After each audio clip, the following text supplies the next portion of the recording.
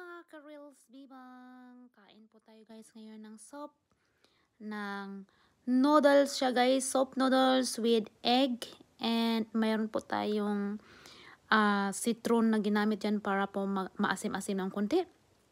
At good for, actually good for 3 person yan guys, kasi malaki yan na noodle na yan.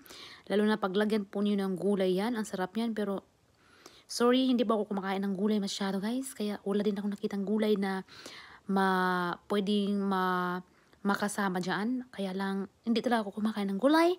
Kaya, yan po guys, yun sa harapan po ninyo ay isang noodle po yan guys. 1 pack of noodle, good for 3 person actually, pero ako lang talaga kakain yan guys, kasi yung asawa ko wala pa.